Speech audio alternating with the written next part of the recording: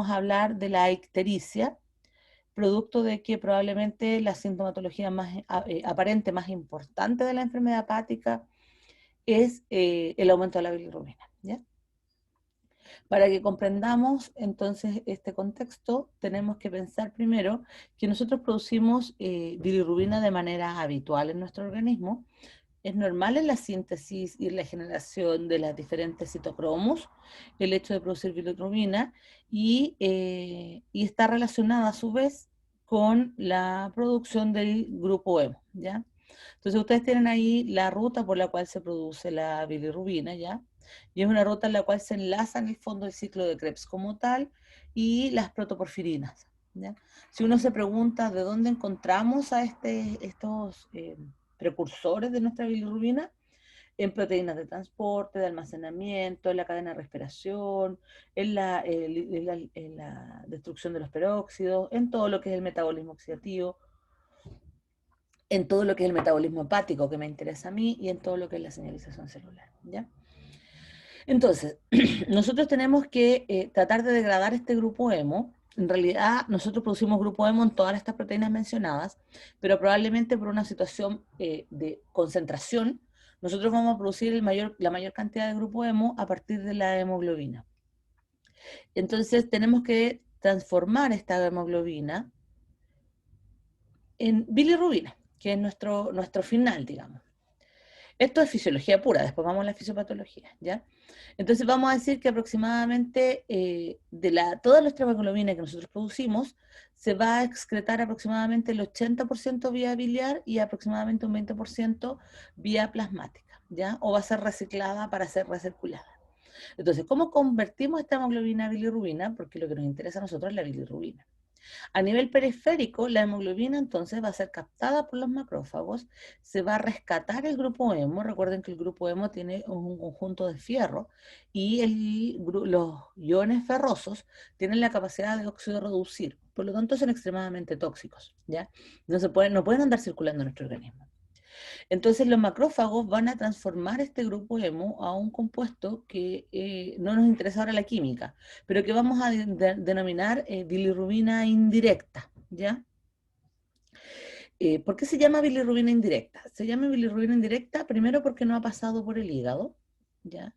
Segundo, porque es hidrofóbica, eh, pero tiene cierto nivel de solubilidad. Recuerden que está viajando unida a los macrófagos en el organismo.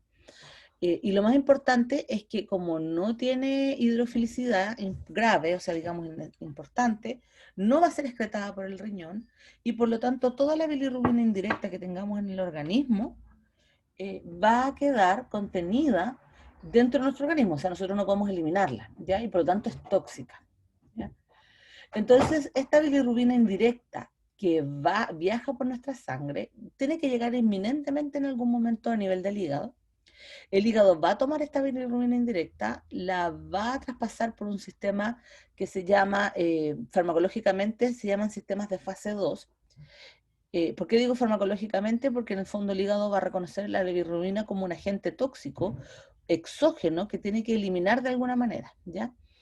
En este componente de fase 2 va a actuar una proteína que se llama UDP, que es uridine difosfato, glucuronil transferasa, ¿ya? ¿Qué es lo que hace esta UDP glucuronil transferasa? Transfiere a la bilirrubina que ustedes tienen acá, que es la indirecta, que acuérdense que no puedo eliminarla, que es tóxica, le va a transferir un grupo que es un grupo glucurónido, ¿ya? Para formar una estructura que se llama glucurónido de bilirrubina. El glucurónido de bilirrubina, debido a este cuerpo glucurónido que es muy grande, le va a dar la capacidad de ser hidrofílico, ¿ya? Y eso va a generar dos cosas súper importantes. Una es que si se concentra mucho, puede ser eliminado por el riñón, ¿ya? Entonces ya estamos hablando de una bilirrubina que ahora sí puedo eliminar. Y dos, y lo más importante, es que los glucurónidos de manera general, ya todos en realidad, pero de manera particular, los glucurónidos de bilirrubina son excretados a través de la vía biliar. De hecho, una de las condiciones para ser excretado por la vía biliar es que un componente tenga un glucurónido. Entonces, al excretarse por la vía biliar, va a ir a parar al intestino. En el intestino va a ser reconocido por la flora bacteriana y una vez que es reconocido por la flora bacteriana, se va a convertir en urobilinógeno o coprobilinógeno, ¿ya? Que son diferentes facciones, digamos, de la bilis, ¿ya? El urobilinógeno puede ser excretado en las heces. Me quedó muy mal escrito. Y el coprobilinógeno es excretado en las heces, este es directo, ¿ya? El urobilinógeno, además de ser excretado en las heces, una pequeña parte va a ser reabsorbida, ¿ya? A nivel de la circulación enteropática y va a ir a parar a la sangre y por lo tanto va a tener que ser excretada de nuevo, pero esta va a ser excretada a nivel de la orina, ¿ya? El urobilinógeno es el que le da el clásico coloración a la orina nocturna. Ustedes probablemente se han fijado que cuando uno amanece va al baño y el baño, en la orina de la mañana, es una orina que es concentrada, obviamente, por todos los componentes renales y del cáliz, pero además tiene un color que es bien característico, que es amarillo, que es más, un amarillo más bien oscuro, que es más fuerte, etcétera. Eso se debe a que durante la noche se concentró el urobilinógeno y eso generó que se excretara dentro de la orina, ¿ya? Eso es importante porque ustedes tienen que entender que parte de los exámenes de laboratorio implica analizar entonces la presencia de estos urobilinógenos en la orina, ¿ya? ¿Cuánto es lo que nosotros producimos de la bilirrubina? Nosotros producimos de manera natural aproximadamente entre 250 a 230 miligramos al día, pero este es excretado, ¿ya? Entonces, en realidad nosotros no nos damos cuenta de esa cantidad y si no es recirculado si se requiere en el fondo mayor grupo hemo, ¿ya? De estos gramos producidos al día, nosotros lo producimos aproximadamente un 80%, lo que les decía yo, es del origen de los eritros envejecidos, ¿ya? Y aproximadamente el restante, o sea, entre el 20 y el 30% corresponde a bilirrubina precoz. ¿A qué se refiere con bilirrubina precoz? Se refiere a la ruptura celular, ¿ya? Producto de la inmadurez del tejido o en su defecto porque ha ocurrido muerte celular por diferentes motivos. Por ejemplo, cuando ustedes se hacen un moretón, ustedes rompen eritrocitos, pero esos eritrocitos no están viejos, esos eritrocitos estaban fresquitos, estaban funcionando de manera normal, pero ustedes al romperlos están produciendo bilirrubina precoz. O cuando ustedes consumen altas tasas de alcohol, ¿ya? Cuando me refiero a altas tasas, de verdad que me refiero a altas tasas, estoy hablando de ese compañero maravilloso que se puede tomar un litro o 700 cc de tequila y anda pero impecable, ¿ya? A eso me refiero. Pero ese alcohol va a generar muerte de algunos que otros hepatocitos y va a aumentar el metabolismo hepático. Entonces, eso va a llevar a que componentes celulares, por ejemplo, de la fosforilación, de los mensajeros o de la oxidación del hepatocito, eh, se liberen al medio externo y esa liberación al medio externo va a generar un mayor aumento de la bilirrubina precoz, ¿ya? Ahora, otra cosa importante, así como nosotros le decíamos bilirrubina indirecta a la tóxica, a la que no podíamos eliminar, a la que provenía de la hemoglobina, vamos a llamar bilirrubina directa, ¿ya? Esa es la diferencia, a toda aquella que ya pasó por el hígado y por lo tanto es excretable y por lo tanto no es tóxica, ¿ya?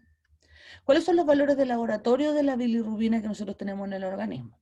Nosotros deberíamos tener valores séricos que varían entre el 0,1 a 1 miligramo por decilitro. Eso se considera absolutamente normal. Y de ese 1 miligramo, nosotros tenemos aproximadamente 0,7 de indirecta, que es la que está recirculando y que es la que tenemos que pasar por el hígado, y 0,3 de directa. ¿Por qué la directa es menor? Porque la directa está continuamente siendo eliminada por la vía fecal, ¿ya? Así que siempre debería haber menos directa que indirecta, ¿ya? Cuando un clínico o ustedes deberían observar un cambio a nivel físico de la hiperbilirrubinemia, aproximadamente a los 2 miligramos por decilitro, ¿ya? Cuando se duplica en el fondo la cantidad de bilirrubina, clínicamente es observable la ictericia, ¿ya? La gente en general observa recién después de los 3 miligramos la ictericia y aún así se confunde, ¿ya?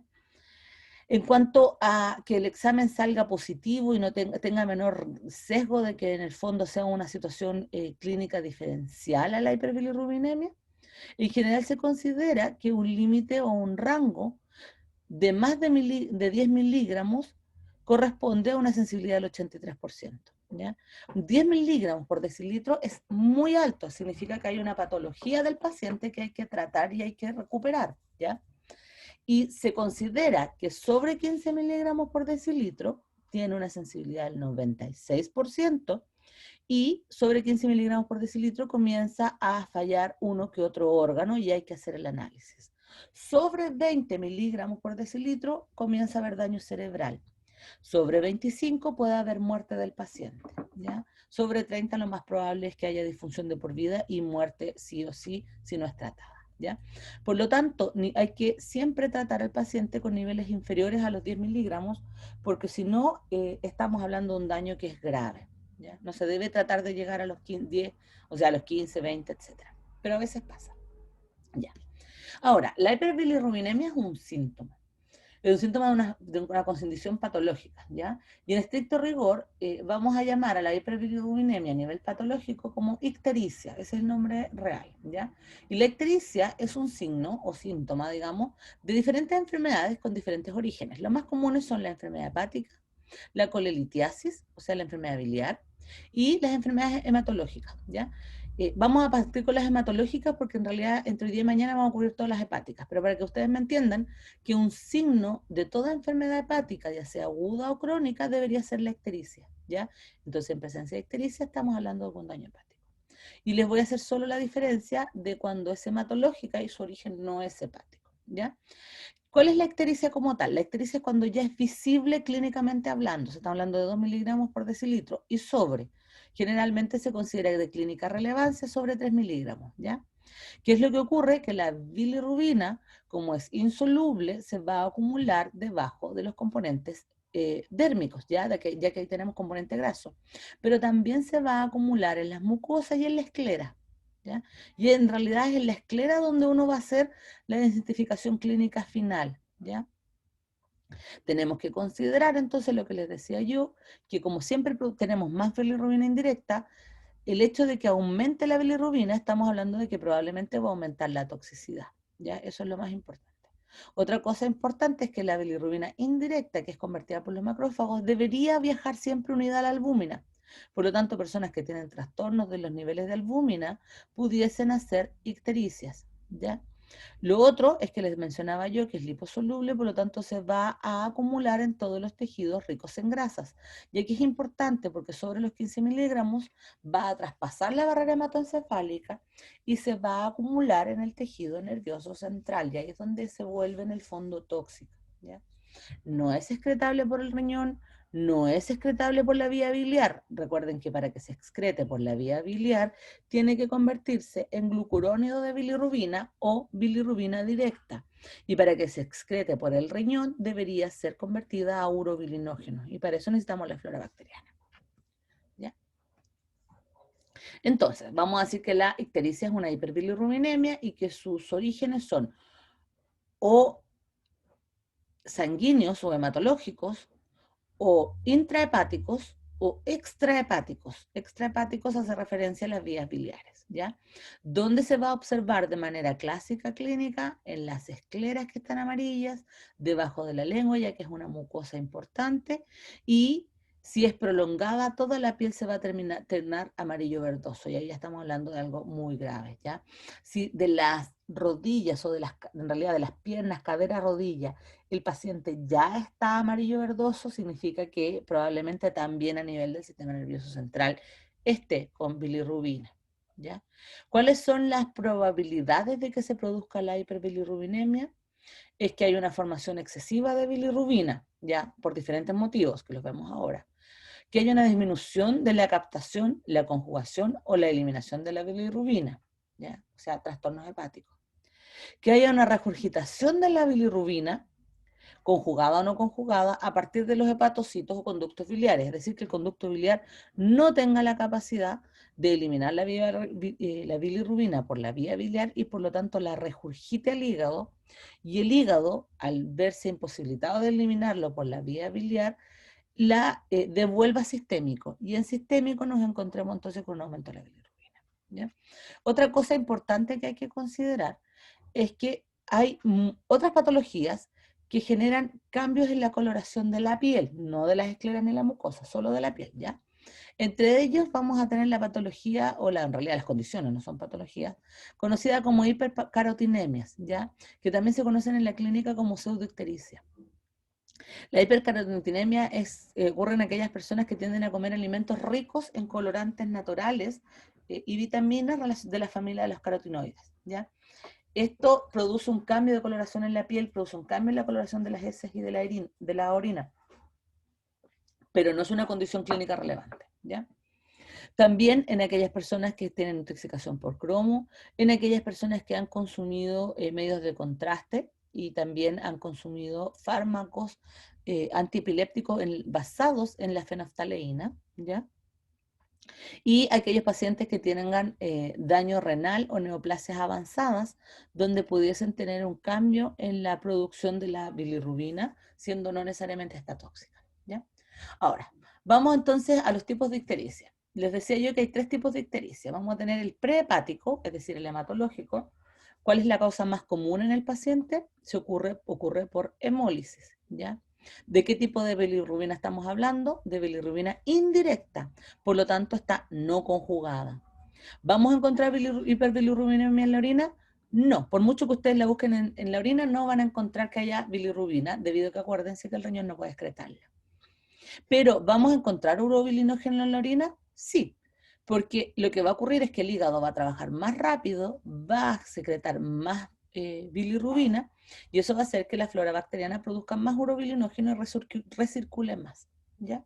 Generalmente, la condición prehepática se asocia a un aumento de la LDH, ¿ya? En cuanto a exámenes. Después tenemos la bilirrubina hepática. ¿Cuál es su principal causa? Daño hepático. Dentro del daño hepático, lo más común es la hepatitis viral y el uso de drogas, ¿ya? Que producen daño hepático. ¿Qué bilirrubina nos vamos a encontrar? Un aumento de la bilirrubina indirecta, pero también de la directa, dado que ambas llegan al hígado. ¿Va a haber bilirrubina en la orina? Por supuesto, ya que se está devolviendo porque el hígado es incapaz de poder eliminar todo el posible. ¿Va a haber urobilinógeno en la orina? No debería haber, ya que el hígado no está produciendo recirculación, y si hay muy bajo. Generalmente se asocia esta hiperbilirubinemia con un aumento de las transaminasas alanina y aspartato, ¿ya? Después tenemos a la poshepática. Poshepática significa que ya pasó por el hígado, ¿ya? ¿Cuál es la causa más común? La litiasis hepática, ya los cálculos biliares, pero también pueden ser tumores hepáticos o tumores de la vía biliar y producción de piedras a nivel, taponaje con piedras litiásicas a nivel del colédoco, ¿ya? ¿Qué tipo de bilirrubina nos vamos a encontrar? Mayoritariamente conjugada, ya que el hígado puede conjugar sin ningún problema, pero es incapaz de eliminarla. ¿Va a haber bilirrubina en la orina? Sí, porque toda está conjugada, se va a devolver a la vía biliar. ¿Va a haber urobilinógeno en la orina? No, porque como está taponada la vía y como el sistema no permite la recirculación, el urobilinógeno no debería devolverse, ¿ya? Generalmente se asume que esta última se acompaña de un aumento de los niveles de fosfatasa alcalina y con cambios en la coloración de las heces. Las heces, como no pueden recibir a la bilirrubina, ni al coprobilinógeno, ni producir coprobilinógeno, ni producir urobilinógeno, no van a tener color y por lo tanto las heces se van a volver pálidas y blancuzcas, ¿ya? Eso es como general. Veamos entonces algunas patologías importantes en la producción de estos 3 grupos, ¿ya? El de las litiasis no lo vemos porque eso es del componente gastrointestinal, ¿ya? Pero en el fondo ustedes entienden lo que es una litiasis hepática, ¿ya?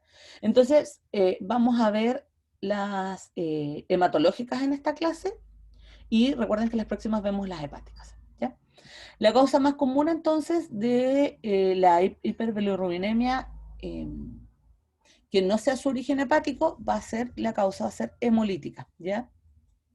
En donde los pacientes en general van a presentar unas ictericias bastante discretas, y recordar que el predominio de las ictericias es no conjugado, ya que no ha pasado por el hígado, ¿ya? En general, vamos a encontrarnos con los pacientes, por ejemplo, anémicos, o en los pacientes que tienen un aumento tienen una aceleración de la eritropoyesis, también van a tener un aumento de la hemólisis, o pacientes que tienen un aumento de la producción de eritroblastos a nivel de la médula ósea. Ya todos estos pacientes van a tener aumentos de de la bilirrubina.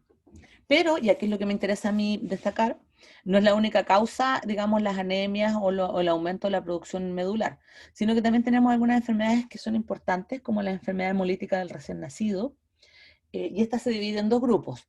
La enfermedad hemolítica del recién nacido se divide en incompatibilidad ABO y en incompatibilidad RH, ¿ya? En general, poca gente habla de la incompatibilidad ABO, ¿ya? Se tiende a hablar más de la incompatibilidad RH, pero la verdad es que esta igual es importante en el contexto hepático, ¿ya? En el caso de la incompatibilidad ABO, bueno, ustedes saben esto de la incompatibilidad en el fondo de los tipos O con AB o A o B, ya digamos, no es necesario mencionarle la incompatibilidad sanguínea, pero lo importante es que si la madre tiene incompatibilidad con la formación en el fondo de los componentes celulares sanguíneos, o sea, eritrocitos del niño, del hijo, del feto, lo que va a generar es que al momento del nacimiento, al pasar por el canal de parto, la mujer se va a, digamos, contaminar, por así decirlo, con la sangre del menor y la sangre del menor con la de la madre, ¿ya? Y eso va a generar una respuesta inmunológica en el pequeño, en la madre no, y la respuesta inmunológica va a llevar a que ocurra hemólisis agresiva de los componentes sanguíneos del hijo, ¿ya?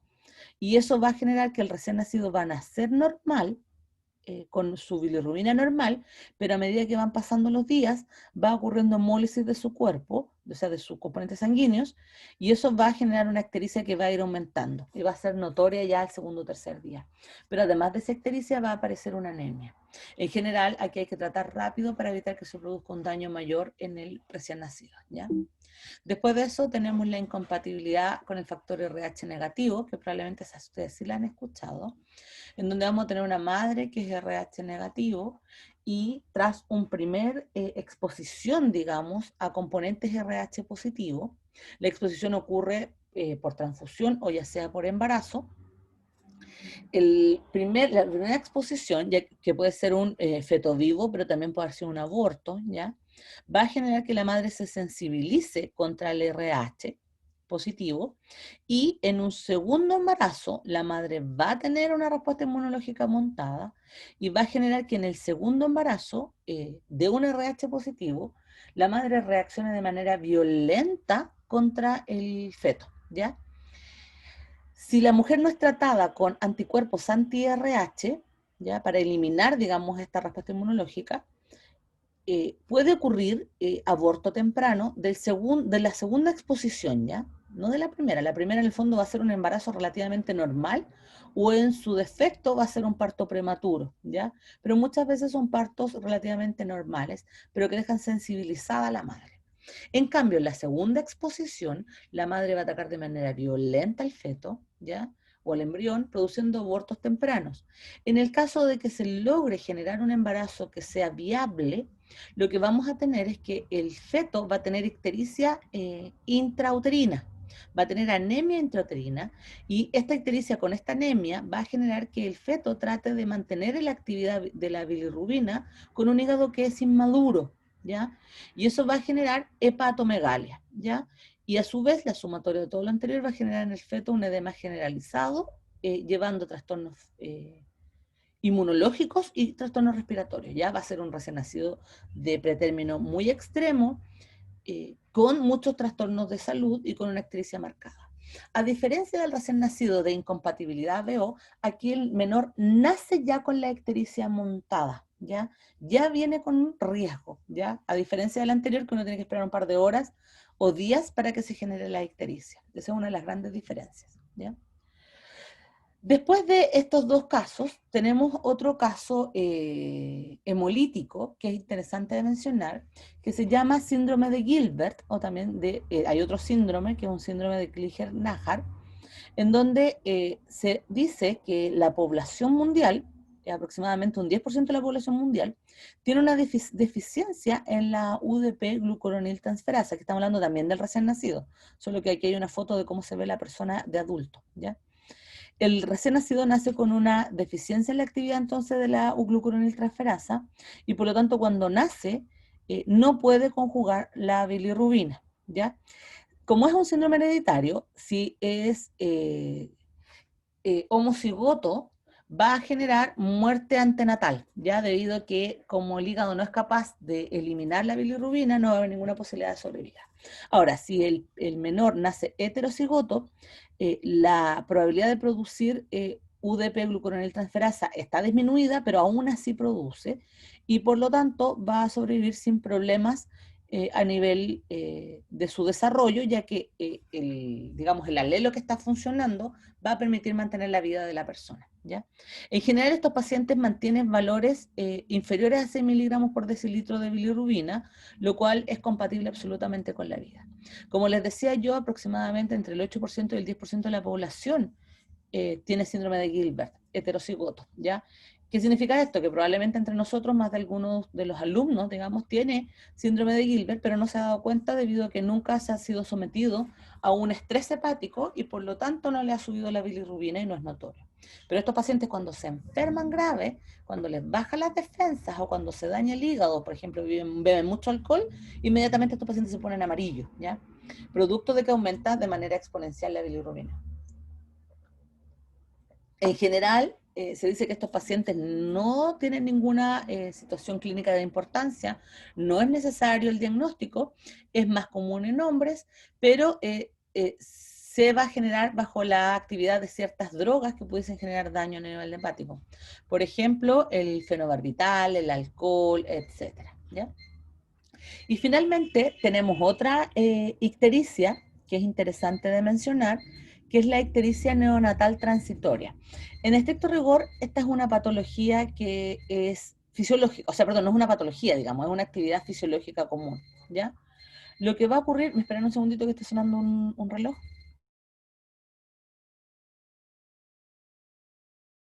Ya, mil disculpas que está sonando un despertador. Ya, lo que les iba a mencionar es que tenemos además una ictericia que es fisiológica, que se llama ictericia neonatal transitoria. ¿Por qué es fisiológica? Porque en realidad ocurre de manera espontánea hasta en el 50% de los recién nacidos de término. O sea, en el fondo se considera dentro de la desviación natural de la actividad hepática, ¿ya? ¿Qué es lo que ocurre? Es que, bueno, primero les decía yo, el 50% de los recién nacidos de término y de los recién nacidos prematuros, aproximadamente el 80% hace esta ictericia neonatal transitoria. ¿Ya? En general es inocua, no produce ningún daño, pero va a depender de la madurez del recién nacido si esto pudiese producir algún tipo de daño neurológico. Por lo tanto, no se puede descartar a priori que sea fisiológica si no es tratada y analizada, ¿ya? Primero, entonces, lo que hay que hacer es que cuando el pequeño nace, no debería tener aumento de la bilirrubina, pero si dentro de las primeras horas de análisis el pequeño comienza a aumentar sus niveles de bilirrubina, ¿ya? Clínicamente evidente, o sea, el personal de salud la observa, se debe mandar a hacer una hiperbilirrubinemia. Es decir, no se le hace a todos los niños, se le hace solo a aquellos donde clínicamente se observan las escleras amarillas, ¿ya? Recordar que a todos los niños sí se les hace la incompatibilidad ABO. Por lo tanto, si hay incompatibilidad ABO, rápidamente se descarta que sea una ictericia neonatal, ¿ya? Si se hace el examen dentro del día 1 o 2 de recién nacido, va a aparecer una ictericia evidente que va en valores de 5 a 7 miligramos por decilitro, ¿ya? Si el niño tiene valores sobre 7 miligramos por decilitro, no se le puede dar el alta neonatal. Y el niño tiene que ir a incubadora, ¿ya? Si el niño tiene valores inferiores a 5 miligramos por decilitro, se espera un día más. Es por eso que en las NEOS, la norma internacional dice que posparto la madre debería estar mínimo 3 días, ¿ya? No solamente para asegurar la curación de la madre, sino que además para asegurar que el niño nace con alta clínica normal. Eso es lo que se solicita, 3 días. Desgraciadamente hay situaciones hospitalarias donde por una cuestión de cupo a las madres que se sienten mejor se les da el alta. Además, muchas mujeres no quieren estar los 3 días en el hospital, ¿ya? Pero recordar que aproximadamente el 50% de los recién nacidos va a ser esta ictericia y por lo tanto hay que observarla. Entonces, si los valores son sobre 7 miligramos, se va a neo, no hay alta. Si los valores son inferiores a 7 miligramos, en realidad el corte es inferior a 5, se da el alta, pero se lo deja en observación. ¿Qué significa eso? Que el menor debe volver a las 48 horas a hacerse una hiperbilirrubinemia o en su defecto llevarla al servicio de salud más cercano, que es el CESFAM, digamos, a hacer el análisis con la matrona. Siempre el análisis con la matrona debe hacerse dentro de los primeros 10 días de vida. No puede pasar más de 10 días de vida, porque ahí es donde ocurre el riesgo de daño neurológico, ¿ya? Si el pequeño siguiese poniéndose amarillo, digamos, con los siguientes días, entonces se tiene que ingresar a la neo para poder en el fondo efectuar la camita con ultravioleta, ya que se la explico en un segundito. ¿Ya? Los papás perciben la hiperbilirrubinemia recién entre el 10 y los 15 miligramos. Antes como que no están muy seguros y por lo tanto no llevan a los niños al servicio. Y acuérdense que sobre 15 miligramos empieza el daño neurológico. Por eso es que uno tiene que hacer tanto hincapié cuando hay una hiperbilirrubinemia de que tiene que ser analizada nuevamente, se debe repetir el examen clínico de laboratorio para asegurarnos que el menor está bien, ¿ya? Eh, la técnica clásica que aquí en Chile se usa, digamos, que es de las abuelitas y que por fin algo de las abuelitas sí sirve, es que para evitar la hiperbilirrubinemia, el menor no debería estar cubierto completamente, ¿ya? El menor debería tener acceso a la luz del sol, ya que el sol oxida a la bilirrubina y la oxidación de la bilirrubina produce una bilirrubina que es excretable, ¿ya? Otra cosa súper importante es que los recién nacidos eliminan la bilirrubina a nivel fecal y producen unas heces que se llaman heces color oro. Si el pequeño no está produciendo una heces color oro, o sea, amarilla muy potente, significa que no está eliminando la bilirrubina de manera correcta y se va a intoxicar, ¿ya? ¿Por qué ocurre esta hiperbilirrubinemia? Primero porque al momento del nacer, el canal de parto, la cesárea, el manejo médico, el manejo clínico, el toqueteo, por ejemplo, del menor, el que se mueve de un lado para otro, la exposición a los cambios de luz, de temperatura, etcétera, va a producir una destrucción masiva de los glóbulos rojos, ¿ya?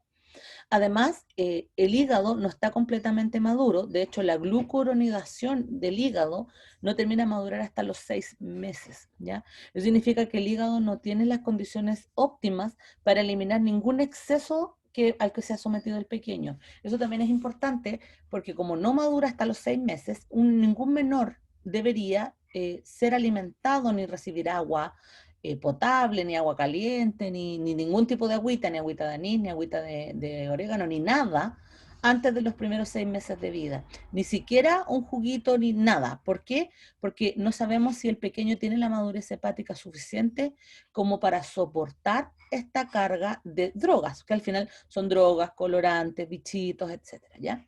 Por eso es que la lactancia materna debería ser exclusiva hasta los 6 meses, obligada, ¿ya? Y en caso que no hubiera lactancia materna por razones obvias, digamos técnicas, por ausencia de madre, etcétera, debería haber suplementos alimenticios, digamos fórmulas lácteas únicas para el menor, debido a que él tampoco va a poder soportar en el fondo cualquier otra carga hepática, ¿ya?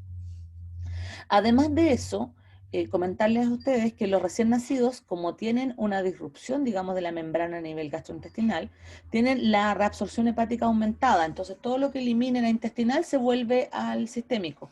Y eso hace que cueste mucho más eliminar la bilirrubina por la vía fecal, ¿ya? Y lo otro importante es que si aparece antes de las 24 horas, la hiperbilirrubinemia clínica observable, significa que no es neonatal transitoria, sino que probablemente hay daño hepático, ¿ya? O que había incompatibilidad ABO y no se hizo de manera correcta el examen, ¿ya? O sea, hay que empezar a descartar. ¿Cuáles son las causas por las cuales se produce esta hiperbilirrubinemia? Que recuerden que es fisiológica y no siempre es tóxica.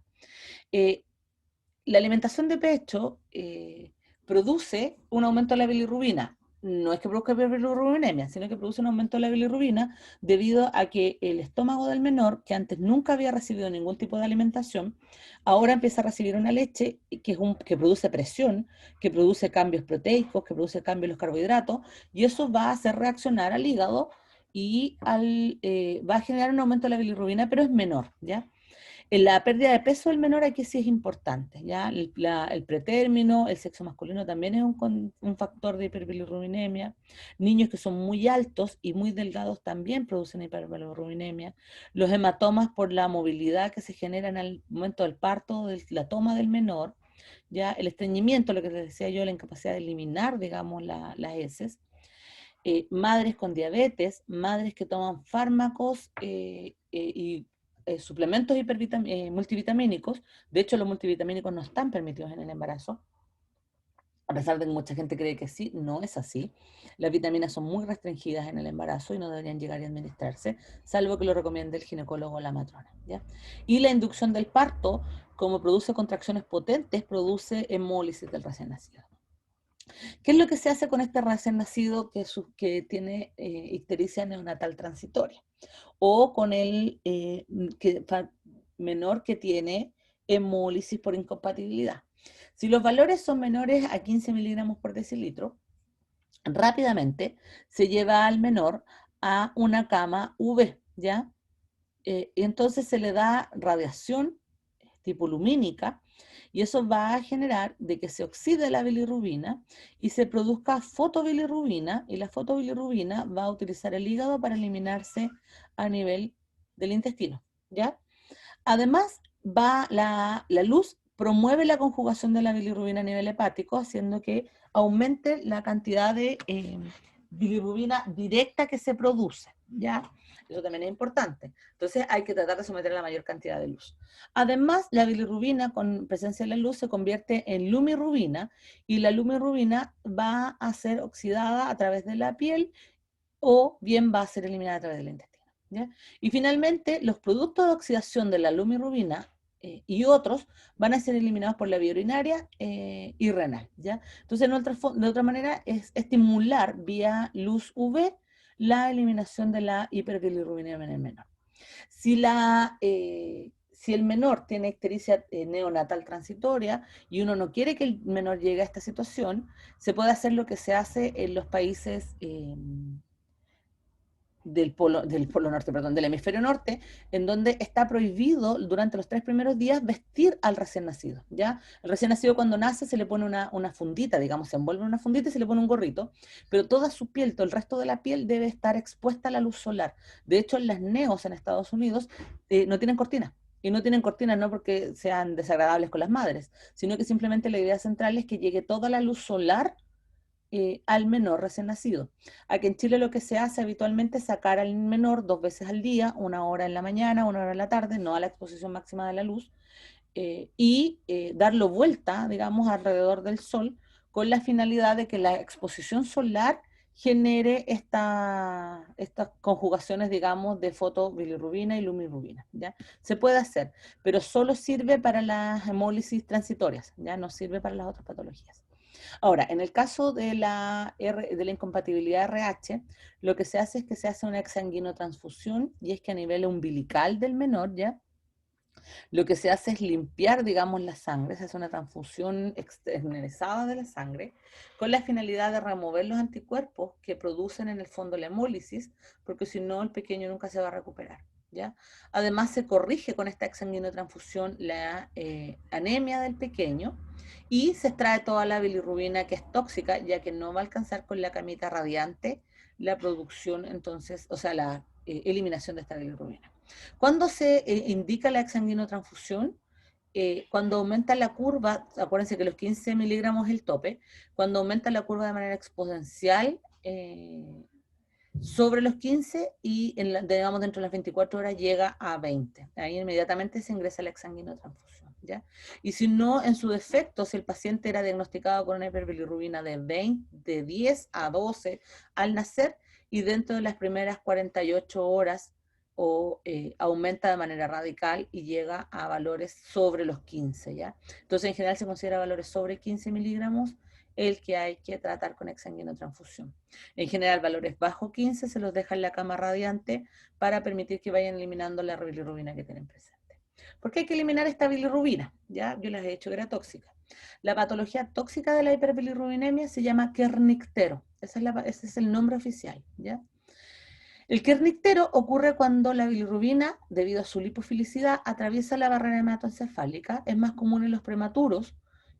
Recuerden que los incompatibilidad RH negativos tienden a nacer prematuros, pero también puede ocurrir que el prematuro al nacer produzca una falla hepática, ¿ya? Así que también puede ocurrir el kernictero en estos casos. Y también en un recién nacido que no ha sido, o sea, un recién nacido normal, digamos, de término, que no ha sido cuidado de manera adecuada, o sea, alimentado de manera adecuada, o que haya sufrido violencia, porque eso también puede existir, también existe la probabilidad del kernictero, ¿ya? También recordar que si las mamás tapan mucho la guaguita puede llegar a sobre los 15 miligramos y puede producirle daño a nivel del sistema nervioso central. ¿Ya? ¿Por qué ocurre el kernictero? Porque la bilirrubina va a desacoplar a la cadena de fosforilación oxidativa de las mitocondrias, de todo el organismo, pero en particular de las neuronas. Y eso va a generar que la neurona deje de responder a nivel de la neurotransmisión, ¿ya? Además, como es lipofílica, va a producir una perturbación de todas las membranas, y en particular es importante aquellas que están relacionadas con las vainas de mielina, impidiendo entonces que ocurra la rapidez en la cambio de voltaje y la neurotransmisión en todo el sistema, ¿ya? Además, interfiere en la fosforilación de las proteínas y los lípidos, imposibilitando que haya nueva producción de nuevas proteínas maduras óptimas, y va a inhibir, por lo mismo, o todo lo anterior, el metabolismo completo de los neurotransmisores. ¿Cómo se observa el kernictero? ¿Cómo se sabe que hay un kernictero? Porque el paciente está somnolente, está lacio, digamos, no tiene tono, su alimentación es extremadamente escasa, y cuando hay alimentación hay vómitos, ¿ya? Casi no succionan. Además, cuando la bilirrubina llega a niveles sobre los 15 miligramos, en realidad como los 17 más o menos, aparece el arqueo espasmódico y la convulsión, ¿ya? Si sigue aumentando y dependiendo de la tolerancia del menor, va a llegar a la muerte. El cerebro que ustedes ven ahí es un cerebro de un recién nacido con kernictero, ¿ya? También recordar que algunos menores tienen que ser medicados debido a diferentes condiciones al nacer, y la medicación, debido a la inmadurez hepática, va a precipitar el kernictero, ¿ya? En el caso de que se logre recuperar el kernictero con la exsanguinotransfusión y con la cama radiante, los pequeños van a quedar con retrasos mentales que van desde leves a graves. En algunos casos van a quedar con parálisis cerebral, con control muscular anómalo, con sordera, y muchos de ellos con parálisis de la mirada, ¿ya? En general no existe recuperación, generalmente llega a un punto que es de no retorno, ¿ya? El último caso que hubo aquí en Chile fue o sea, que hubo que, digamos, resonó, fue de una transitorio, de un pequeño que era transitorio, pero que se alimentaba mal. Y la madre en el fondo desestimó la condición de la hiperbilirrubinemia y recién consultó cuando el pequeño estaba absolutamente amarillo para ella, y el pequeño llegó a valores de 34 miligramos por decilitro. Eso no era compatible con la vida, ¿ya? Así que obviamente llegó a la muerte. No es una patología tan común, como les digo, porque en general en la clínica se previene antes, pero igual es algo que hay que observar y hay que tener en consideración, ¿ya? Eso en relación a las... ya. Entonces ahora, en el mismo contexto de las enfermedades hepáticas, vamos a ver a lo que son las hepatopatías, ¿ya? Y dentro de las hepatopatías, una que cobra extremada relevancia es la hepatitis viral, ¿ya? Así que vamos a esta parte ahora. Vamos con este contexto. Primero, y solo a modo de autoestudio para ustedes, recordar que dentro de la anatomía del hígado nosotros nos vamos a encontrar con unas estructuras que se llaman sinusoides hepáticos, ¿ya? Que corresponden a la zona que ustedes lo ven aquí. El sinusoide hepático corresponde a la zona donde se transporta sangre a nivel micro, digamos, dentro del hígado, y el sinusoide se va a mover desde una zona extrema que es conocida como la triada, ¿ya? Hacia adentro, ya que son esas líneas que ustedes ven así, ¿ya? Esos son todos los sinusoides. Entre sinusoide y sinusoide corre la celularidad del hígado, que es un parénquima, corresponde a las células conocidas como hepatocitos, ¿ya? Y en la zona central ustedes se van a encontrar con una vena central, que es la que recibe en el fondo todo este movimiento o irrigación que es en eje de radio de bicicleta, ¿ya? Eso, un poco para que veamos la anatomía. Todo esto, el compuesto completo, que es de triada a triada, a triada, a triada, a triada, si ustedes ven es un hexágono, se llama acino hepático, ¿ya? Y nosotros tenemos muchísimos acinos hepáticos. Entonces vamos a decir que el hígado tiene un componente que es venoso, que es arterial, y además tiene una tercera, porque esto es una triada, tiene una tercer componente que es la vía biliar, ¿ya? Y junto con la vía venosa, arterial y biliar, vamos a ver que tiene una segunda vía venosa, que es la de la arteria central, y esta vena central, o sea, perdón, la vena central, y esta vena central es la que alimenta o recibe todo en el fondo para llevarlo finalmente a la vía cava inferior, ¿ya? Y por lo tanto, el volumen final total del sistema funciona con el volumen que está dentro del hígado y lleva al volumen cardíaco, ¿ya? Por lo tanto, se dice, de hecho, que la presión total del corazón está relacionada con la presión del hígado, ¿ya? De la presión sanguínea dentro del hígado. Además de eso, comentarles que como hay, si ustedes se fijan, entre una tríada hepática y otra tríada hepática, hay una zona intermedia que se conoce como zona 1, que es lo que ustedes ven ahí, y esta zona 1 es una zona de alta irrigación arterial, ¿ya? Y por lo tanto es la que está encargada de la nutrición como tal, es la que está encargada de producir vitaminas, etcétera, ¿ya? Y a medida que uno se va alejando de esta zona 1, va apareciendo hasta una zona 3, que es la que está cerca de la vena central, y que es una zona que tiene pobre irrigación arterial, y en general se la asocia con zonas mayoritariamente asociadas a oxidaciones, ¿ya? Pero en general ahí va a depender un poco del tipo celular. Entonces, con ese contexto mental de cómo se ve un parénquima hepático, vamos a hablar de los hepatitis virales. Para eso, primero contextualizarles y mencionarles que virus que atacan al hígado hay muchísimos, ya desde el citomegalovirus, el virus de la hepatitis B, ahora han habido casos de COVID donde se observa en el hígado, pero todos ellos son extrahepáticos, es decir, que en realidad su tejido no es el hígado, caen o infectan el hígado por razones técnicas, digamos, porque hay respuesta inmunológica, porque el hígado recibe todo el sistema sanguíneo, etcétera, ¿ya?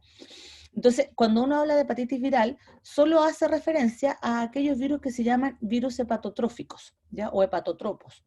Los virus hepatotrópicos son virus que por su estructura viral tienen a su receptor de reconocimiento dentro del hepatocito, ¿ya? Y aquí solo vamos a tener a 6 virus, que son el virus de la hepatitis A, B, C, D, E y G. Y los más relevantes son hasta aquí, los 4 primeros, A, B, C, D. Y de hecho en Chile los más relevantes son los 2 primeros, ¿ya? Pero nosotros nos vamos a quedar solo hasta el D. Dentro de los virus hepatotrópicos, yo no les voy a pasar microbiología, se asume que son fondos, ustedes ya lo vieron a los virus como tales, pero mencionarles que, a grosso modo, el más complejo de todos es el virus de la hepatitis B, es un virus DNA y que además tiene la capacidad de que su DNA se recombina con el ADN del ser humano, ¿ya? Por lo tanto, puede actuar, nosotros podemos actuar como hospedero crónico, ¿ya? Otra cosa también relevante es que en el virus de la hepatitis B y C, ambos tienen periodos de incubación que son extremadamente largas, ustedes se fijan acá, hasta de 5 o 6 meses, ¿ya? Y por lo tanto puede ocurrir que el paciente no necesariamente esté consciente de que está infectado con el virus de la hepatitis B o C, y eso significa que él es un transmisor. A diferencia del virus de la hepatitis A, donde rápidamente aparecen las, digamos, sintomatología en el paciente y se puede diagnosticar rápidamente y aislar al paciente del medio, ¿ya?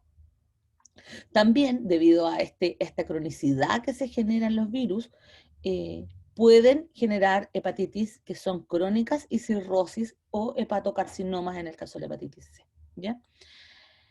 Vamos entonces a ver cómo son estos uno por uno. Primero, yo les había mencionado que en el hígado ustedes tienen una vena central y que los sinusoides, que son esto que ustedes ven aquí, esta es una microfotografía real de nuestro laboratorio para que ustedes vean cómo se ven, que se ven iguales a los monitos. Si ustedes ven, los sinusoides corren en rayos de bicicleta hacia la vena central, ¿cierto? Entonces van entregando los componentes de la triada hacia esa vena central. Estos circulitos que ustedes ven corresponden a los hepatocitos y eso que ustedes ven de a dos son hepatocitos en división. ¿Por qué? Porque si bien el hígado es un tejido altamente especializado, ya que la mayoría de sus células están en G0, cuando ocurre algún tipo de noxa o daño, el hígado tiene una capacidad única de autorregeneración, ¿ya? En el fondo se regenera sin producir daño.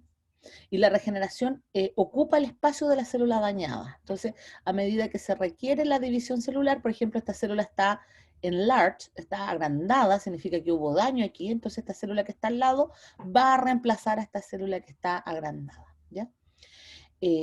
Por ejemplo, ahí ustedes ven una célula en necrosis, eso es, ¿por qué sé que es en necrosis? Porque no tiene núcleo, ¿ya?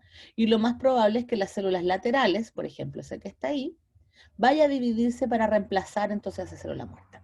El hígado tiene esa capacidad. De hecho, para que ustedes sepan, el hígado tiene la capacidad de regenerarse hasta el 73% de su volumen. ¿Qué significa esto? Que si yo hago una cirugía y retiro el 73% del hígado, o sea, le dejo al paciente solo un 27%, el paciente va a regenerar hasta el 100% sin que se produzca algún daño importante, ¿ya? O sea, que puede llegar a su normalidad absoluta. Otra cosa interesante que ustedes ven en la figura ahí al frente es que observan estas células que están como pegaditas al sinusoide, que son alargadas. Eso se conocen como células de Kupffer y corresponden a los macrófagos residentes dentro del hígado y son los encargados de la limpieza y detoxificación de todos los componentes que ustedes consumen a nivel dietario. O sea, cuando ustedes en el fondo consumen algo a nivel dietario, inmediatamente las células de Kupffer lo reconocen y limpian. Y los hepatocitos detoxifican, ¿ya? Esto es un hígado normal. ¿Qué pasa cuando hay hepatitis? Lo primero que va a ocurrir es que se desorganiza la sino. Recuerden que la sino era ese triangulito que les mencionaba yo, o sea, el triangulito, ese hexágono que les mencionaba yo, que iba de triada en triada, ¿cierto? Con la vena central al medio. Bueno, lo desorganiza. Y si ustedes ven esta foto que está aquí, uno aquí se pierde los rayos en bicicleta. Si ustedes se fijan, no están los rayos en bicicleta. Ustedes me tienen que creer que esa es una microfotografía de un hígado, porque si no tienen un enojo patológico importante, es imposible saber que son un tejido hepático. ¿Ya? ¿Qué otra cosa ocurre? Por ejemplo, en el caso de los virus de la hepatitis C, estos tienden a producir esteatosis. La esteatosis es la acumulación de componentes grasos intracelulares, ¿ya? El hígado es el encargado de producir la fosforilación oxidativa y también es el encargado, o sea, energía, digamos, el encargado de producir energía para el organismo, pero también es el encargado de degradar los lípidos, ¿ya? De la oxidación, de la beta-oxidación, ambas cosas. O sea, en el fondo el hígado produce ATP mediada por la glucosa, pero más que por la glucosa, por los lípidos de nuestro organismo. Entonces, cuando yo hago trabajar al hígado de manera exacerbada, lo más probable es que no pueda con la carga lipídica, digamos, que se requiere para sus funciones biológicas y tiende entonces a acumular diferentes componentes grasos. Lo que ustedes ven ahí es una esteatosis, o sea, bolitas de grasa que se van acumulando dentro de un componente celular. ¿Ya? Por ejemplo, miren esta, es literalmente una pelotita de grasa donde el hepatocito fue desplazado hacia la orilla, ese es el núcleo, eso que ven ustedes ahí, y lo que está al ladito es el citoplasma del hepatocito, ¿ya? Esta es una esteatosis por virus de la hepatitis C, pero también existe la microesteatosis, en donde, aquí no se ve muy bien, pero la microesteatosis son puntitos, se los voy a mostrar probablemente mañana, son puntitos de grasa que ocurren por la diabetes, por la mala alimentación, por el consumo de alcohol, de drogas, etcétera, ¿ya? Que van dañando el hígado. Además de eso, tenemos la necrosis hepática. La necrosis es la muerte del hepatocito. Yo le había mostrado ahí una célula que estaba muerta, ¿cierto? Que era esta que estaba aquí. Que cada cierto tiempo van muriendo células en el hígado. Acá también tenemos otra célula muerta. Bueno, una que otra es normal por parte de nuestra alimentación, de nuestro metabolismo, etc. Pero cuando tenemos grandes cantidades o extensiones gigantescas, aquí ustedes ven una extensión gigantesca de necrosis, acá también ven otra extensión gigantesca, ¿ya? Miren, ahí va. Estamos hablando en el fondo de que el virus generó una muerte celular exacerbada. Como el hígado tiene muerte celular, aquí ustedes también ven que hay desorganización de la sino también, porque no ven en el fondo, esa es una vena central, y ustedes no ven en el fondo los rayos en bicicleta, ¿ya? Cuando se produce necrosis hepática, el hepatocito no está en condiciones, porque ya está muerto o está en malas condiciones, de producir la bilirrubina conjugada. Entonces, ¿qué es lo que va a ocurrir? Es que rápidamente, cuando ustedes ven esto, lo que va a observarse es una hiperbilirrubinemia, ¿ya? Y lo otro es que también los hepatocitos se van a tender a poner redondos, ya, muy redondos. Los hepatocitos, ustedes los miran aquí, no son tan redonditos, son más bien como cuadraditos, un poquitito de cuadradito, ¿ya? Si se ponen muy redondos, estamos hablando de que tienen mucha maquinaria metabólica, y el aumento de la maquinaria metabólica va a llevar a la muerte del hepatocito y a la muerte del tejido. ¿Ya? Que todas estas cosas que ustedes ven aquí son biopsias hepáticas, o sea, en el fondo son cosas que ocurren cuando hay hepatitis, en este caso de origen viral. Entonces, cuando ocurre la hepatitis, la infección, digamos, el paciente va a incubar la patología y van a ocurrir, después de varias semanas, dependiendo del tipo de virus, manifestaciones clínicas, que son las que va a llevar a que el paciente se consulte, digamos, ¿ya? Las manifestaciones clínicas más importantes de la hepatitis viral, o de, de todas las hepatitis en realidad, solo que aquí hago hincapié en la viral, es que el paciente va a tener malestar general, ¿ya? Va a tener fatigas y náuseas, y va a tener anorexia, o sea, no va a tener ganas de comer, o la comida le va a sentar mal, y va a tener dolor osteomuscular, ¿ya? Y puede haber un acompañamiento de fiebres bajas, 37,1, 37,4 máximo. Si ustedes miran esto que está aquí, este cuadro que está aquí, el paciente perfectamente podría tener una gripe, el paciente perfectamente podría tener un malestar estomacal y no saber que lo que tiene es una enfermedad hepática, ¿ya? Y esto es importante mencionar porque en general, hasta que uno no tiene dañado un 70, un 80% del hígado, en general no aparece la sintomatología grave. El punto es que una vez que aparece la sintomatología grave, esta es extremadamente grave, ¿ya? ¿Qué otras cosas acompañan a esta clínica? Que es la que hacen de informar que es una hepatopatía. Va a aparecer prurito. El prurito mayoritariamente va a aparecer en las palmas de las manos y en los pies, ¿ya? ¿Por qué va a ocurrir esto? Porque la bilirrubina va a tender a quedarse en la capa externa de la grasa de nuestra dermis, ¿ya? Y va a utilizar una situación de ocupación de espacio. Y eso va a generar una respuesta inmunológica tipo histamínica que va a llevar a la sensación de prurito, ¿ya? En realidad ocurre en todo el cuerpo, pero como las palmas de las manos tienen una mayor cantidad de sensibilidad a nivel nervioso, va a ser más notoria. Entonces, cuando las palmas de las manos o de los pies, la planta de los pies pica muchísimo, las viejitas decían que llegaba a dinero, pero independiente de eso, puede ser un indicador de que hay un aumento de los niveles de bilirrubina en sangre. Claro que no sirve que solo haya picazón, tienen que estar todos los otros clínicas juntas. Lo otro importante es que haya coluria. La coluria es un cambio en la coloración de la orina, de este amarillo oro clásico que uno orina, a un color que es mucho más potente, que es como un café, café negruzco, ya que va a ser un indicador del daño hepático y de la eliminación de la bilirrubina por la vía, o sea, por la vía renal. También puede ocurrir que el paciente tenga acolia, que es las heces de color muy blanco o un café muy clarito, y la ictericia montada, o sea que el paciente se dé cuenta que tiene ictericia. Con toda esta clínica, uno tendría que ver qué es lo que pasa con el laboratorio de estos pacientes. Lo primero es que las transaminasas llegan a valores, y cuando me refiero a transaminasa me refiero al aspartato y a la alanina, AST-ALT, llegan a valores sobre 500 unidades por litro. Ustedes, como son de tecnología médica, me van a decir, creo, cuáles son los valores normales de las transaminasas AST-ALT, si alguno se las sabe, o dentro de la normalidad.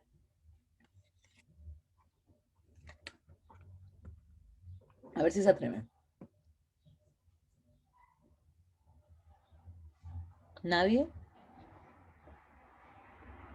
Ya, tarea para la casa. Casi pregunta de prueba.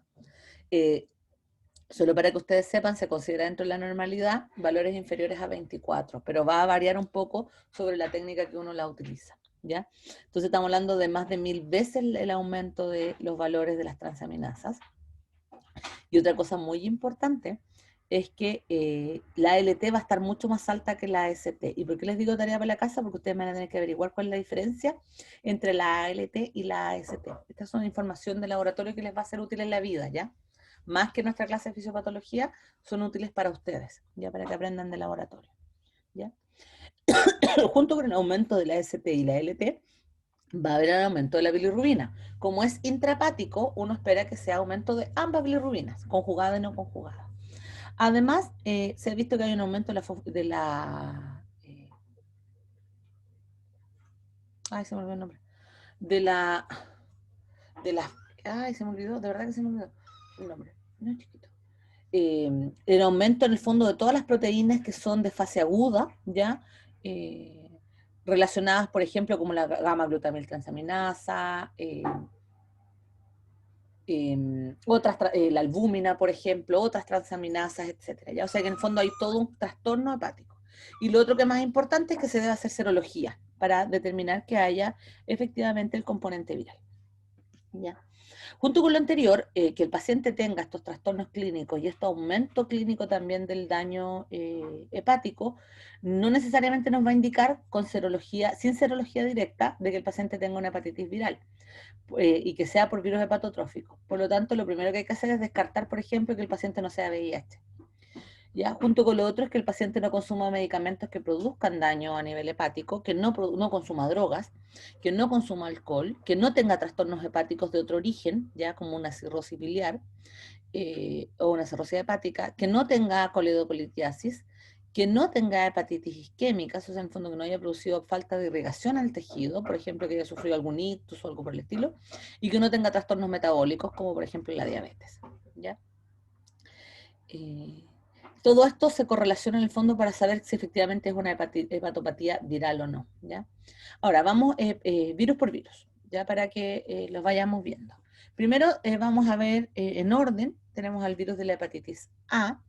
Si ustedes se fijan en el mapa mundial del virus de la hepatitis A, el mapa es un poquito antiguo, pero igual nos sirve como dato ya que no ha cambiado mucho la situación de Chile. Si uno ve la cantidad de virus, nosotros no nos consideramos un país bajo en la concentración de casos de virus de la hepatitis A pesar de que el gobierno en general dice que está controlado. La verdad es que han habido brotes, especialmente post-terremoto, es donde se ha habido mayor cantidad de brotes aquí en Chile, ya debido a la falta de higiene y a la pobre cantidad de agua, digamos, que se dispone en algunas zonas del norte de Chile, ¿ya? Nosotros, en el caso particular de Chile, se considera un país a nivel transicional, o sea, en cualquier momento podemos entrar en categoría de alta cantidad de infecciones por virus de la hepatitis A. Particularmente el norte grande es el que tiene mayor exposición debido a que hay mayor tránsito de aquellos países que tienen alto producción o alta diagnóstico de hepatitis A, ¿ya? El virus de la hepatitis A es un virus de RNA que, como les mencionaba yo, aparecen los síntomas entre los 15 días hasta el mes y medio, y la transmisión es por mano-boca, ¿ya? Entonces, es muy común que la transmisión ocurra en zonas donde hay mucho hacinamiento y particularmente en zonas donde la higiene no es algo común. ¿A dónde me refiero a eso? Generalmente en las guarderías, en los jardines infantiles, ya que los niños tienden a no lavarse de manera adecuada, a tener contacto fecal, etcétera, ¿ya? Pero no es el único lugar, sino que también aquellas zonas donde hay pobreza de agua, debido a que no tienen la suficiente cantidad de agua necesaria diaria que exige la OMS en el fondo para mantener una higiene. Y desgraciadamente aquí en Chile hay muchas zonas que tienen pobreza de la cantidad de agua. No me voy a meter en política, pero todos sabemos en el fondo a qué se debe esto. Y también hay zonas de alto hacinamiento debido, por ejemplo, a poblaciones o comunidades extranjeras donde no cuentan con los servicios sanitarios suficientes. Y particularmente lo que les mencionaba yo en el norte, porque además se requiere más agua debido a que ellos tienen menor cantidad de agua potable, digamos, disponible. Para que ustedes se hagan una idea, aproximadamente, según la OMS, un ser humano debería tener a su disposición 50 litros de agua por día aproximadamente por persona, ¿ya? Eso sin regar, sin nada, eso solo para comer y lavarse, ¿ya? ¿Por qué les menciono esto? Porque, por ejemplo, hay comunidades en Chile donde el gobierno les entrega 200 litros de agua para toda la semana para una sola familia. Entonces, eso no alcanza para cubrir las necesidades mínimas de higiene y lavado de alimentos, ¿ya? Debido a eso, es que la hepatitis B es endémica en los países del tercer mundo, ya producto de que no se logra compatibilizar con lo anterior. Una cosa también importante de mencionar es que en Chile existe un plan de vacunación contra la hepatitis A del norte grande, y esto para evitar en el fondo que haya movilidad de estos casos a nivel nacional. Otra cosa también importante mencionar es que una vez que uno ha sido infectado por el virus de la hepatitis A y ha sobrevivido de manera exitosa, digamos, a este virus, se desencadena inmunidad permanente, y es en esto en que se basa la vacunación, ¿ya? ¿Cómo es la historia natural de este virus? Uno obtiene a nivel fecal la virus de la hepatitis A y esta ingresa, digamos, en nuestro organismo e inmediatamente ocurre una división celular y división viral, digamos, del virus dentro de los hepatocitos, lo que genera que el hepatocito, que ahora tiene carga viral, entregue a la vía intestinal y se vuelva fecal nuevamente, o sea que en el fondo haya transmisión. Generalmente la transmisión ocurre entre los primeros 10 a 15 días, donde se vuelve más explosiva la transmisión del virus, ¿ya? Una vez que se ha montado la suficiente cantidad de carga viral dentro del organismo, entonces empieza a ocurrir el daño hepático y se detecta entonces un aumento sostenido en los niveles de ALT-ACT, siendo particularmente los niveles de ALT los más decidores, ¿ya? Los niveles de ALT aproximadamente aparecen hasta los 2 meses, aproximadamente hasta los 60 días más o menos. ¿Por qué disminuyen los niveles de ALT? Producto de que el paciente empieza a generar anticuerpos tipo IgM, ya que aquí vendría la serología en el fondo. El paciente va a tener ictericia aproximadamente los 2 primeros meses, de ahí debería desaparecer la ictericia debido a que la respuesta inmunológica va a contrarrestar el daño viral. Para que ocurra la recuperación total del paciente, se requiere que haya una suficiente cantidad de anticuerpos anti-IgG, ya, contra el virus de la hepatitis A, y para esto se tardan aproximadamente 5 meses, ya, 5 o 6 meses. Y una vez que el paciente produce IgG, entonces el paciente en el fondo no vuelve a tener ni sintomatología, ni vuelve a ser contaminante y queda con inmunidad de por vida, ¿ya? ¿Cuáles son las complicaciones del virus de la hepatitis A? En general son muy pocas, ¿ya? Es súper poco común, pero la complicación más importante y más grave es la hepatitis fulminante, ¿ya? La hepatitis fulminante es más común en la infancia temprana, o sea, en los niños muy, muy, muy pequeños que han sido infectados con virus de la hepatitis A. Recordar que yo les había dicho que esta es una enfermedad que es muy común en los jardines infantiles donde hay exposición y se resulta que en los jardines infantiles y salas cunas es donde tenemos la infancia más temprana, ¿ya? También es muy común en los adolescentes de recién inicio en la adolescencia, no en la adolescencia montada, debido a la alta carga metabólica, ¿ya? ¿Cómo ocurre esta hepatitis fulminante? La hepatitis fulminante, si no es tratada de manera adecuada, ocurre falla hepática de todo el tejido, ¿ya? Y eso genera un daño masivo del hepatocito, lo suficientemente masivo como para eliminar este 80% del tejido, y eso va a generar que el hígado no tenga suficiente tejido como para mantener la carga metabólica del organismo. Si no puede mantener la carga metabólica del organismo, entonces ocurre falla del órgano, y la falla del hígado, debido a su estructura cercana con el corazón, produce falla cardíaca y falla renal, ¿ya? Y es observable el deterioro rápido del paciente. Las fallas fulminantes por hepatitis A requieren de urgencia trasplante, ¿ya? Porque en general la capacidad, la recuperabilidad post tratamiento fulminante es cero, ¿ya? ¿Cuál es el pronóstico general? La mayoría de los pacientes se recuperan, se recupera bien. Algunos pacientes quedan con colestasis, pero menores. La mortalidad de manera directa, o sea, sin fulminante, la mortalidad solo por la hepatitis A es bastante baja, es del 0,1% de los pacientes, pero la mortalidad en el caso de la hepatitis fulminante es cercana al 80%. Ese 20% restante son los pacientes que pudieron ser sometidos a trasplante hepático de urgencia.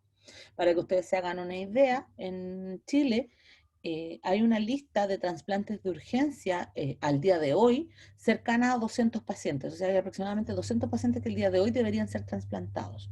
Para que ustedes se hagan una idea también, el año pasado solo, en todo el año, solo se hicieron 18 trasplantes de hígado. Súper pocos, ¿ya? O sea, no alcanza a cubrir la demanda mínima de trasplante de urgencia. Ahora, si ustedes me preguntan cuál es la lista de pacientes que requieren ser trasplantados dentro de este año, es de cercana a 2.000 pacientes, ¿ya? Eso significa que necesitamos mejorar la cantidad de trasplantes que se realizan en Chile. Estamos muy mal, estamos muy al debe en relación a otros países, ¿ya? Vamos con el siguiente virus. Este probablemente es el virus más preponderante aquí en Chile, con mayor importancia. Es el virus de la hepatitis B. Es un virus DNA, yo ya les había mostrado, es un virus extremadamente complejo y su transmisión es parenteral, es decir, a través de gotitas de sangre, de mucosa sanguínea, digamos, el uso, compartir agujas, etcétera, ¿ya? En general, la propagación más común aquí en Chile y en todo el primer mundo, en realidad, es la transmisión sexual, ¿ya? Chile se considera un país de baja incidencia, pero no libre de riesgo, ¿ya? Y también existe la posibilidad de la propagación vertical madre-hijo, ¿ya? Pero no es tan común aquí en Chile. Para la prevención del virus de la hepatitis B es que existe la vacunación. Todo el personal de salud que va a tocar, digamos, pacientes debería ser vacunado contra el virus de la hepatitis B, y desde el 2000, no me acuerdo, 2009 parece en adelante, que hay vacunación contra la hepatitis B en la calendario de vacunación del gobierno de los recién nacidos, ¿ya? ¿Cómo es este virus? Este virus de la hepatitis B es un virus de doble hebra, de cadena parcial, que puede, como les decía yo, recombinar con el DNA de los pacientes. Y este virus va a tener, además de la membrana externa, que corresponde a la membrana que se robó de la célula de donde salió, va a tener un antígeno de superficie, va a tener un antígeno del core, ¿ya? ¿Dónde está? Por aquí estamos, antígenos del core. Va a tener una polimerasa viral, va a tener una proteína interna que le apoya o le ayuda en el fondo a su replicación, ¿ya? Entonces, cuando uno hace serología, en realidad lo que uno trata de buscar es esta proteína de superficie, pero también se producen otras proteínas que son bastante interesantes, que son solubles, ¿ya? Y de hecho la vacuna se basa en estas proteínas solubles, ¿ya? En cuanto a la situación clínica de esta patología, esta es una situación de Estados Unidos, pero igual sirve de ejemplo. La mayoría de los pacientes después de una infección por hepatitis B, va a generar una infección que es subclínica, y aquí es donde está el gran problema, porque al ser subclínica son infectivos, pero no están siendo tratados, y casi el 100% de estos pacientes se recupera finalmente, ¿ya? O sea, pasan por una fase de patología no diagnosticada y de infección a la población. Aproximadamente un 20% de los pacientes va a ser una hepatitis aguda, que es la que va a tener toda la sintomatología y todo el laboratorio, y de ese 20% aproximadamente un valor inferior al 1% hace hepatitis fulminante con muerte del paciente, ya como hay muy poca tasa de recuperabilidad.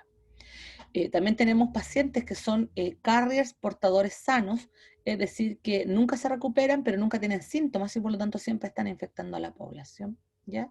Y solo un 4% va a ser una infección persistente crónica, para ser una hepatitis crónica, lo que va a llevar a una cirrosis y finalmente a un hepatocarcinoma, ¿ya? Es una población pequeña, pero por desgracia importante, ¿ya? ¿Cómo es en la evolución a cronicidad? Si la hepatitis viral es transferida, digamos, a nivel perinatal, madre-hijo, lo más probable es que el 90% de aquellos que han sido infectados terminen teniendo una infección crónica. Ahora, si la infección ocurre dentro de los primeros 5 años de vida, aproximadamente entre un 20 y un 50% de los pacientes va a sufrir de hepatitis B crónica, no es menor el valor. Ahora, recuerden que a un menor de 1 a 5 años en general no tiene transmisión, o sea, no estamos hablando aquí de transmisión vertical madre-hijo, sino que aquí estamos hablando de contaminación cruzada, donde pudiese ser por una transferencia sanguínea, una transfusión, digamos, pudiese ocurrir por el uso de agujas contaminadas o por el producto de relaciones sexuales no consentidas, ¿ya? Que aquí en Chile lo más común es eso, la causa es la violación, ¿ya? Y en el caso de los adultos, aproximadamente un 5% de los adultos que ha sido infectado por el virus de la hepatitis B va a llegar a su causa crónica. Para que ustedes se hagan una idea, la cronicidad para que se produzca el hepatocarcinoma estamos hablando de más de 40 años. No es que el paciente adulto va a producir inmediatamente una cronicidad e inmediatamente un cáncer. De hecho, si el adulto es un adulto tardío, estamos hablando de 45 o 50 años, lo más probable es que produzca una cirrosis, pero no se produzca el hepatocarcinoma porque no hay edad suficiente, digamos, años suficientes para que se produzca esta patología. No es lo mismo en los dos casos anteriores, en los niños y neonatos, producto de que estos pacientes ya a los 40 años van a tener montado entonces la cirrosis y el hepatocarcinoma, ¿ya? ¿Cómo es la clínica tanto viral como de laboratorio? Lo que vamos a tener nosotros es que va a haber una destrucción masiva del tejido hepático, producto de la replicación viral. Va a haber una respuesta inflamatoria potente contra el antígeno de superficie, lo que va a llevar a más daño dentro del hígado. Y aquí vamos a tener dos opciones posibles. Uno es que la inmunidad sea extremadamente hiperactiva, o sea que la inmunidad trate de eliminar a todo el virus dentro del hígado, y en ese caso se va a producir una hepatopatía fulminante y mortal. También puede ocurrir que la inmunidad sea lenta, que no sea lo suficientemente rápido ni potente, y no puede eliminar el virus, y si no puede eliminar el virus va a producirse entonces la cronicidad. Por eso es que en los niños pequeños es más común la cronicidad, debido a que que ellos tienen una inmunidad que es relativamente inmadura y por lo tanto estos pequeños no pueden en el fondo generar una inmunidad suficientemente potente como para eliminar el virus, ¿ya? ¿Cuál es el periodo de incubación general? Es de aproximadamente 1 a 4 meses, recién al mes empieza a aparecer el cuadro ictérico y la elevación de las transaminasas. El cuadro clínico general es el mismo que el de la gripe, que yo les había mencionado antes, y el paciente va a tener entonces ictericia, anorexia, náuseas, y también va a tener dolor en el hipocondrio derecho, que es un dolor hepático, ¿ya? Y estos pacientes con ictericia duran aproximadamente de 1 a 3 meses. Las ictericias, como no, si no es fulminante, la ictericia no debería llevar a valores mayores a 10 miligramos por decilitro, ¿ya? Cuando pasa fulminante, sobrepasa los 15 miligramos, ¿ya? Y lo otro importante es que si el paciente se logra recuperar, algunos quedan de por vida con fatiga crónica, ¿ya? Ahora, en el contexto de la serología, lo que nosotros vamos a tener es que en el paciente con hepatitis B aguda, el paciente va a tener anticuerpos IgM contra el core y contra la superficie, ¿ya? Van a ser anticuerpos superficie, esa es de superficie, ¿ya? Las personas que han sido vacunadas contra el virus de la hepatitis B, o sea, ustedes, que son personal de la salud, y que yo creo que se pusieron sus vacunas, ¿cierto? Van a tener antígenos contra o sea, anticuerpos contra el antígeno de superficie, debido a que la vacuna es contra el antígeno de superficie soluble, ¿ya? Por lo tanto, cuando ustedes se les administra la vacuna, ustedes montan una respuesta inmunológica contra este antígeno y por lo tanto generan anticuerpos. Entonces, si una persona es positiva para estos anticuerpos, significa que fue vacunada. Si la persona está infectada con hepatitis B, debería tener el antígeno de la hepatitis B o el anticuerpo contra la hepatitis B de superficie, más el anticuerpo contra la hepatitis del C, o sea, contra el antígeno C o hepatitis del core, ¿ya? Si el paciente ya se curó, digamos, ya pasó por toda la enfermedad y quedó con inmunidad de por vida, el paciente va a tener anticuerpos antisuperficie y anticuerpos anticore, ¿ya? Eso para que sepan la diferencia en la evolución. Eso significa que el paciente, después de que se infecta, aproximadamente a las 2 semanas, 3 semanas, al mes, digamos, va a aparecer el antígeno contra la hepatitis B, el antígeno o la presencia del DNA de la hepatitis B y el antígeno de superficie, ¿ya? Ahí partimos con los primeros análisis de laboratorio. Después de que aumentan estos valores en sangre, el paciente va a tener la sintomatología clínica gripal. Y después de eso va a aparecer la ictericia, ¿ya? Si el paciente entra en fase de recuperación, va a aparecer en sangre anticuerpos IgM anticor, ¿ya? Si el paciente no es capaz de hacer IgG anticor, lo más probable es que llegue a cronicidad. El paciente que no es crónico, o sea, el paciente que tiene inmunidad de por vida, va a tener anticuerpos IgG antisuperficie y anticor, ¿ya? Esos pacientes están sanitos. Si el paciente no logra hacer esos anticuerpos, significa que entra a cronicidad. Y al frente de paso les muestro la foto del creador de la vacuna contra la hepatitis B. No fue él solamente, pero él fue el de la idea de que fuera recombinante. La vacuna contra la hepatitis B es la primera vacuna recombinante que existe en el mundo. Y se basa en este antígeno de superficie soluble que monta una buena respuesta inmunológica. La persona que está ahí al frente es Pablo Valenzuela. Y adivinen de qué país es.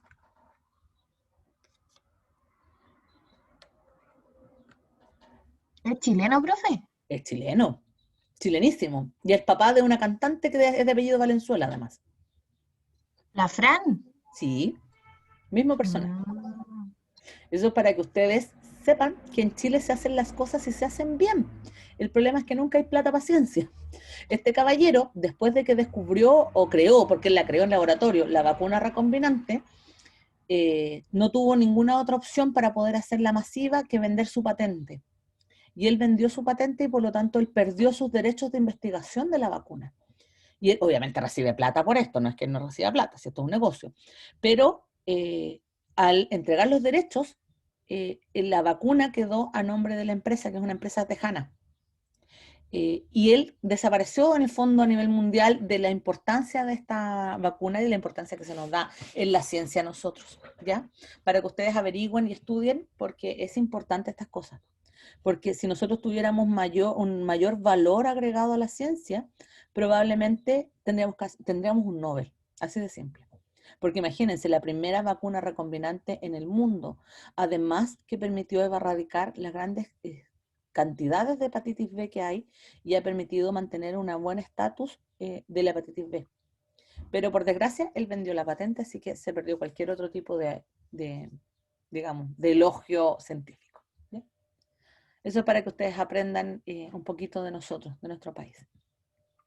Ya, continúo. Después tenemos, dentro de la hepatitis B, vamos a decir que el paciente, acuérdense que aproximadamente un 10% de estos pacientes hacían crónica, y esta cronicidad se debía a que la respuesta inmunológica del paciente no es tan potente, y por lo tanto deja pasar a los virus, y una vez que el virus se acostumbra, ingresa al material genético del paciente y ya ahí queda de por vida, no hay nada que hacer con él. Una vez que queda ahí, pueden haber reactivaciones durante la vida del paciente. Y cada reactivación va a producir más daño hepático. Y por eso es que es tan común la cirrosis en estos pacientes. ¿Cómo va a estar la hepatitis B crónica? Primero van a estar asintomáticos, la gran mayoría de ellos. O sea, no van a saber que ellos son portadores y por lo tanto cada cierto tiempo hay que hacerle serología para saber cómo están. Recuerden que estos pacientes hicieron una hepatitis B aguda, después se curaron. Así que si uno no le hace serología a los pacientes que se curaron, es poco probable que el paciente por sí solo descubra que es crónico. ¿Ya? Por eso es que en Chile se debería hacer, y según lo recomienda la OMS, se debería hacer serología en la agudez y serología al alta. Eso es lo óptimo, para saber si efectivamente es crónico. Con los años y debido a las reactivaciones, el paciente va a comenzar a sufrir de fatiga crónica, ¿ya? Y cada exacerbación se va a parecer mucho a la hepatitis aguda que tenía inicialmente, con el cuadro febril, con el cuadro ictérico, con las náuseas, con el cansancio, etc. Y finalmente el paciente se va a terminar con una cirrosis compensada, es decir, va a estar varios años con el cuadro cirrótico, hasta que va a llegar un momento donde el sistema va a fallar y se va a descompensar. Y la descompensación va a llevar a una falla fulminante y muerte del paciente, o en su defecto va a llevar a un hepatocarcinoma. Como el paciente tiene hepatitis B, la probabilidad, y la hepatitis B ya está recombinada, digamos, ya es parte del paciente, la probabilidad de que el paciente pueda usar un hígado de trasplante externo para él es casi nula, producto de que cualquier persona que le done un hígado, esta persona lo va a recibir y inmediatamente lo va a dañar, producto de esta carga viral. Entonces, en algunos casos se hace, pero en general se remite a pacientes que tienen mayor probabilidad de sobrevida. Así que un paciente con hepatitis B crónica no es primera lista, ni segunda, ni tercera para el trasplante hepático. ¿Ya? Después tenemos a los virus de la hepatitis C, menos comunes aquí en Chile, pero igual importantes de mencionar. La hepatitis C es más bien europea, ¿ya? También se transmite por gotitas de sangre, siendo la transmisión más común el uso de agujas y las relaciones sexuales, ¿ya? Es un virus RNA de hebra simple, pero que tiene una alta capacidad mutagénica, y eso es lo que lo hace complejo, y es por eso que no hay vacuna eficiente contra el virus de la hepatitis C. De hecho, aquí en Chile se está trabajando en una vacuna para eso, pero ha sido extremadamente lento, ya debido a su tasa mutagénica. Además, se reconocen que existen 6 genotipos principales y cientos de miles de multivariantes, ¿ya? Así que cada distribución geográfica tiene su propio virus de la hepatitis. Probablemente, si algún día se descubre una vacuna contra el virus de la hepatitis C en Europa, lo más probable es que no sea útil para nuestro virus, ¿ya? Además, este virus también lleva a cronicidad, igual que el virus de la hepatitis B, aunque por tasa de probabilidad este es más alto la cronicidad que la agudez, ¿ya? Es más común en el fondo que se produzca hepatitis C crónica que aguda. Y es por eso que estos virus son súper importantes cuando uno hace el screening a nivel de la donación sanguínea, el que no se les vaya a pasar bajo ningún punto de vista estos virus dando vueltas, ¿ya? Obviamente son normas, pero uno también tiene que ser delicado y informarles, ¿ya? ¿Cuál es el agente? O sea, ¿cómo se contaminaba que en Chile hasta hace unos 10 años atrás? Lo más común es que era post-transfusión, debido a las nuevas normativas, que en el fondo esto se ha ido eliminando, llegando a valores cero, ¿ya? Y quedando aquí en Chile lo más común, el uso de drogas intravenosas, compartir agujas y el uso de tatuajes y relaciones sexuales, ¿ya? ¿Cómo ocurre el historial viral de esta infección? Como les decía yo, muy pocos pacientes tienen una agudez y las que tienen agudez generalmente resuelven bastante bien. pero el problema es que casi 85% de los pacientes llega a hepatitis crónica y mantiene una enfermedad que es relativamente estable, pero que es contaminante, ¿ya? De esos que llegan a hepatitis crónica, un 20% aproximadamente llega a cirrosis, y los que llegan a cirrosis en general hacen hepatocarcinoma y muerte, ya es lo más común. Y la hepatitis C en general no hace hepatitis fulminantes, así que no hay problema con eso. Entonces, lo que les mencionaba yo, aproximadamente el 80% de los pacientes hace cronicidad, el virus se va a tardar entre 15 y 30 años en producir la cirrosis, por lo tanto, un paciente de 20 años que se ha infectado con hepatitis B, o sea, perdón, C en este caso, no va a notar la sintomatología hasta después de los 40, ¿ya? El punto es que lo más probable es que la sintomatología, una vez que aparezca cirrosis con hepatocarcinoma, ¿ya? Eso. Después tenemos al último virus que quiero mencionarles, este es súper poco común aquí en Chile, pero debido al aumento de la masa extranjera es que se han visto uno que otro caso, ¿ya? Me refiero al virus de la hepatitis D, ¿ya? El virus de la hepatitis D es lo más involucionado posible en la naturaleza. Es un virus incompleto de RNA, y cuando me refiero a incompleto es que no tiene nada, o sea, en el fondo es una tira de RNA que produce un antígeno de superficie. Eso es todo lo que hay, ¿ya? No tiene nada más. El antígeno le sirve solo para reconocer al virus de la hepatitis B. Curiosamente, no sirve para infectar ni para nada. Entonces, ¿qué es lo que hace? Esta tira de RNA con su proteína, lo que hacen es que infectan al virus de la hepatitis B, para que vean lo parasitario que es, ¿ya? Y el virus de la hepatitis B le presta ahora el antígeno de superficie para poder, en el fondo, reconocer al hepatocito. Eso quiere decir que uno no puede tener una infección con virus delta si no tiene una infección con virus B, o sea, de la hepatitis B. Tenemos que tener la infección con el virus de la hepatitis B para poder ser infectados con el virus de la hepatitis D, ¿ya? ¿Cómo ocurre la transmisión? Igual que la del B, por transmisión parenteral, y ocurre en conjunto con la infección con la hepatitis B, o en un paciente que ya era hepatitis B y ahora se reinfecta con un BD, ¿ya? El delta no se puede infectar solo, ¿ya? Lo más común o donde más aparece es en el Mediterráneo, pero han habido bastantes casos en Brasil, ¿ya? El virus de la hepatitis delta, o sea, cuando la persona se infecta con el delta, tiene un caso agudo muy severo, y la mayoría de los pacientes que se infectan llegan a fulminante, ¿ya? Pero existen pacientes, desgraciadamente, que tienen estado de portador. La única manera de prevenir la aparición del virus de la hepatitis delta es a los pacientes vacunados con el virus de la hepatitis B, ya que, como ustedes vieron, el virus de la hepatitis delta requiere el antígeno de superficie, y las personas vacunadas tienen anticuerpos Te contra el damos la antígeno. bienvenida a Voice. Guía de inicio rápido de VoiceOver. En este inicio rápido aprende. Perdón, pero el gatito presionó algo. Perdón, les decía yo que las personas que han sido vacunadas tienen anticuerpos contra el antígeno de superficie, y por lo tanto el virus de la hepatitis delta no puede VoiceOver encendido, funcionar, PowerPoint. VoiceOver apagado. ¿ya? Y por lo tanto el solo hecho de ser vacunado contra el virus de la hepatitis B es suficiente para prevenir en el fondo la aparición de esta patología. ¿Cómo se diagnostica el virus de la hepatitis D? Tiene que existir el antígeno de la hepatitis B más el antígeno de la hepatitis D, ¿ya? Si no están ambos positivos, no es imposible hacer el diagnóstico. Y el antígeno de la hepatitis D se refiere a esta proteína que hace infectiva al virus B, ¿ya? Como les digo, es tan poco común aquí en Chile que probablemente ustedes nunca se topen con una hepatitis delta. Ya. ¿Consultas, dudas o preguntas, chicos?